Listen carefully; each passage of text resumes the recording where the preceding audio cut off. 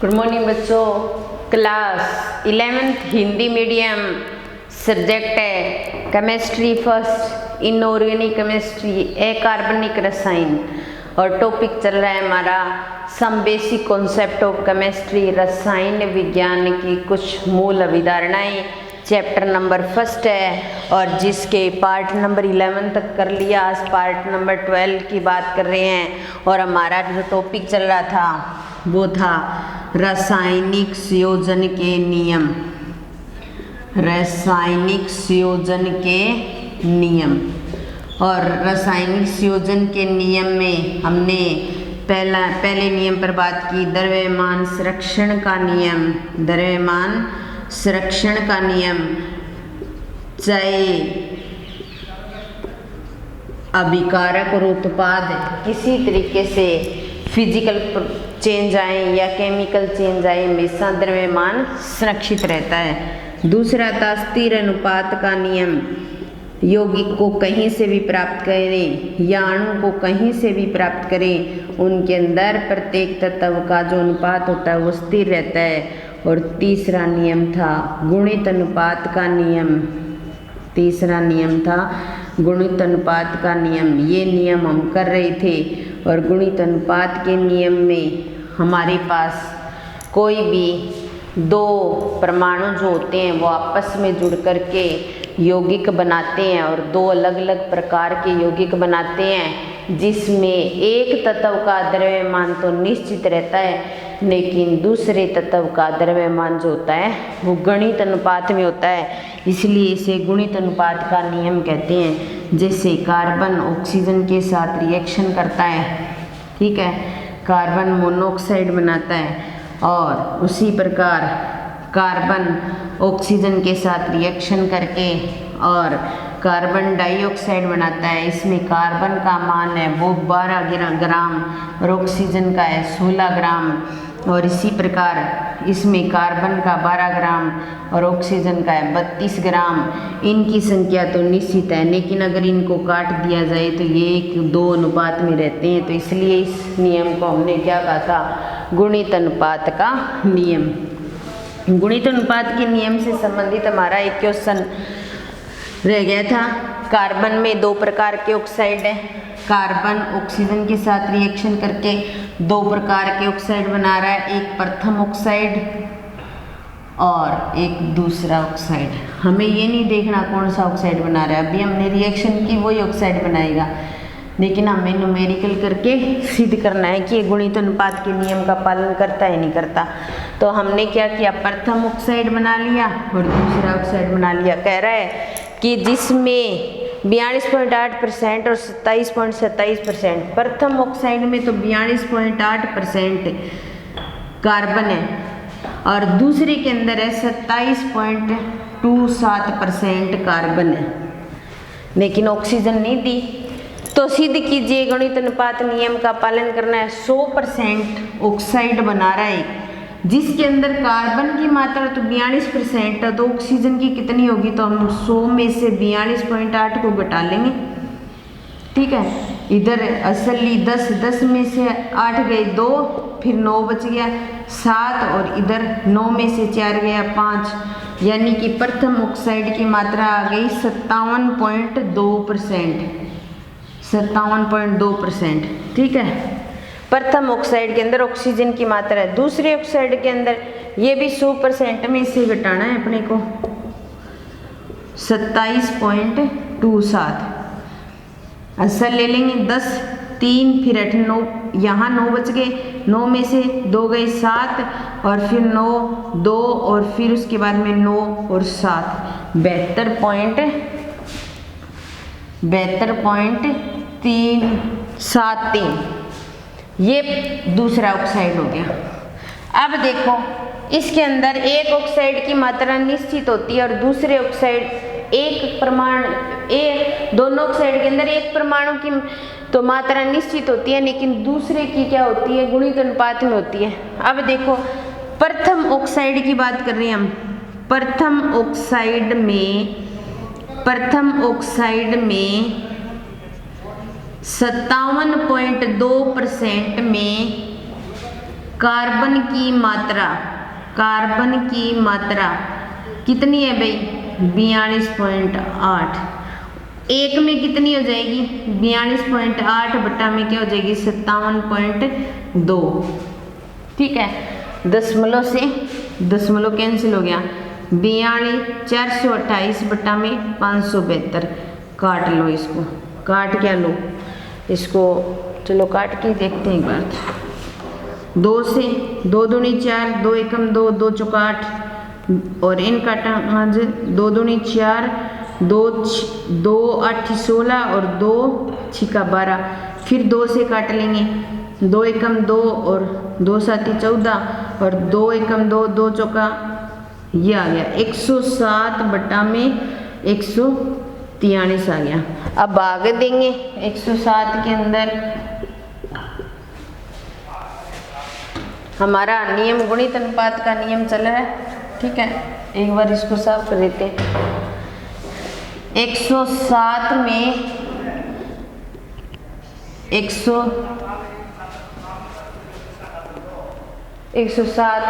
143 का भाग देंगे। ठीक है, दशमलव लग जाएगा, यहाँ भी लग गया। ठीक है, 1070 तो लगभग 6 से करके देखते हैं। 8 1 और 24 1 25, 6 और 2 8, 7 से करके देखते हैं। 143 7 से 21, 2 7 चौका 28, 3 और 10, सही 7 से जाएगा। 7 से तो 1001 आ गया, इधर चल जाएगी। 10 में से 1 गया 9 और इधर 6 बच गया, फिर 0 0 ही आ जाएगा 0। फिर अपने क्या करेंगे? 143 को 9 से करें, 7 और 2 और फिर उसके बाद में 7 और 2 और 9 चौका 36, 37 38 और 9 और 3 12। इतना कैसे बचेगा? 70 में से 69। रुको 2 0 नहीं उतारनी अपने को, एक ही 0 उतारनी ऊपर से।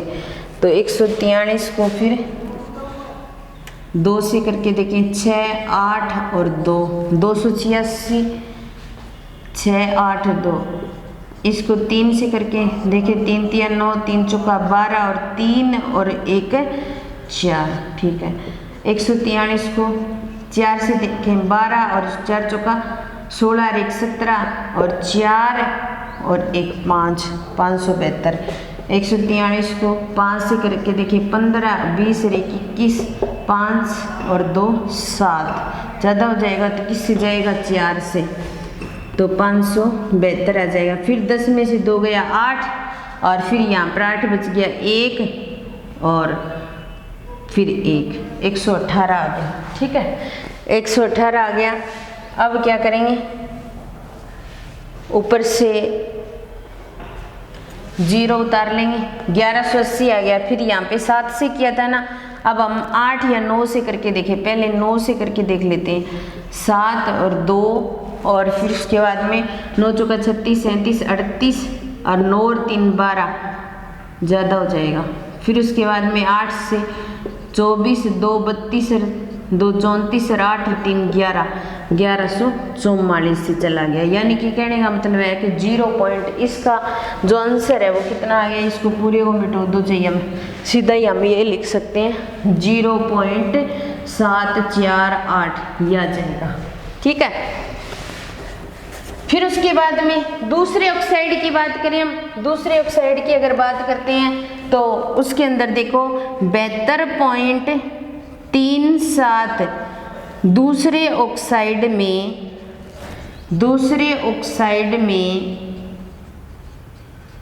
72.73% में कार्बन की मात्रा और इस ऑक्सीजन के अंदर कार्बन की मात्रा है 27.27 और नीचे आ जाएगा 72.37। तो इसका आंसर आएगा 0.345 5 के लगभग, 3, 4, 5 के लगभग, मतलब इतना।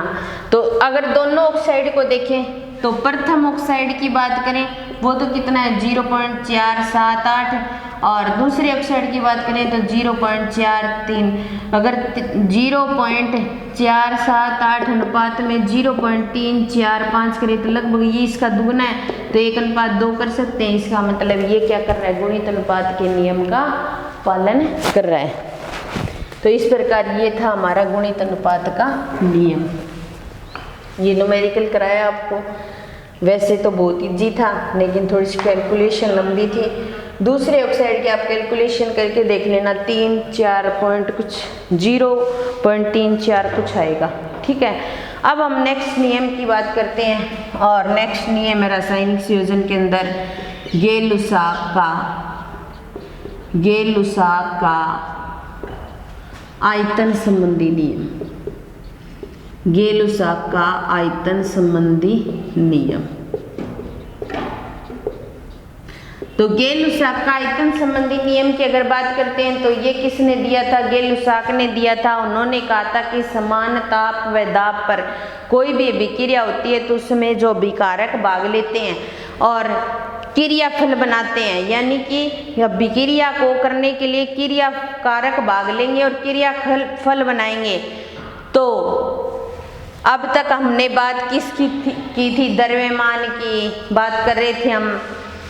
अब इसने आयतन की बात की, एक ऐसा नियम जिसके अंदर आयतन से संबंधित बात की जाती है। अब तक हम नियम के अंदर द्रव्यमान से संबंधित बात कर रहे थे। गेलुसाक ने कहा कि हम द्रव्यमान को ही क्यों ले रहे हैं, हम आयतन को लेकर भी तो रिएक्शन करवा सकते हैं, उनका अनुपात देख सकते हैं। तो इन्होंने यही कहा था कि समान ताप व दाब पर कोई भी क्रियाकारक भाग ले रहे हैं रिएक्शन के अंदर और क्या बना रहे हैं, क्रियाफल बना रहे हैं, तो इनके आयतन के अंदर एक स्थिर अनुपात पाया जाता है। इसलिए इस नियम को बोला जाता है गेलुसाक का गैसीय आयतन संबंधी नियम या आयतन संबंधी नियम। आयतन उन्हीं का लिया जाता है जो गैसीय अभिक्रिया होती है। तो सिर्फ ये नियम क्या होता है, गैसीय अभिक्रियाओं पर ही लागू होता है। किस पर लागू होता है, गैसीय अभिक्रियाओं पर ही लागू होता है। तो इसीलिए इसे क्या बोला जाता है, गेलुसाक गैसीय आयतन नियम। गेलुसाक गैसीय आयतन नियम बोला जा सकता है, जिसके अंदर समान ताप व दाब पर कोई भी क्रियाकारक की 2 गैसें भाग लेंगी और कोई भी क्रिया फल की गैस का निर्माण होगा और उनके अंदर आयतन का एक स्थिर अनुपात पाया जाएगा और इसलिए इस नियम को बोला जाएगा गेलुसाक का आयतन संबंधी नियम। जैसे एग्जाम्पल के लिए पहला एग्जाम्पल H2 व Cl2 के संयोग से ये बात की हमने। इसके अंदर हम बात कर रहे हैं H2 की, ये गैस है, Cl2 की बात कर रहे हैं, ये गैस है, और क्या बना रही है 2HCl, ये भी क्या है, गैस है। अब देखिए ये दोनों तो क्या है, क्रियाकारक हैं। क्या है, क्रियाकारक, और ये क्या बन रहा है, क्रियाफल। तो क्रियाकारक भी गैस होंगे और क्रियाफल भी गैस होंगे और गैस ही भाग लेकर के गैस ही बनाएगी। तो इसलिए ये नियम इन पर लागू होगा। जैसे मान लो हमारे पास यहाँ H2 का एक आयतन है, H2 का कितना है, एक आयतन है, तो Cl2 का भी क्या होगा, एक ही आयतन होगा। अगर हमारी और HCl का क्या हो जाएगा, 2 आयतन हो जाएगा, क्योंकि आगे क्या लगा हुआ है, 2 लगा हुआ है। ठीक है, अगर मान लो ये 50 ml है और ये 50 ml है, तो ये क्या हो जाएगी, 100 ml हो जाएगा। अगर ये 100 ml है तो ये भी 100 ml ही होगा और ये क्या हो जाएगी, 200 ml हो जाएगी। तो हम बात करें नाइट्रोजन की, H2 की, Cl2 की और HCl यानी कि 2HCl गैस की बात करें तो इनके अंदर 1:1:2 ये एक गुणित अनुपात मानो या सरल अनुपात मानो या स्थिर अनुपात मानो।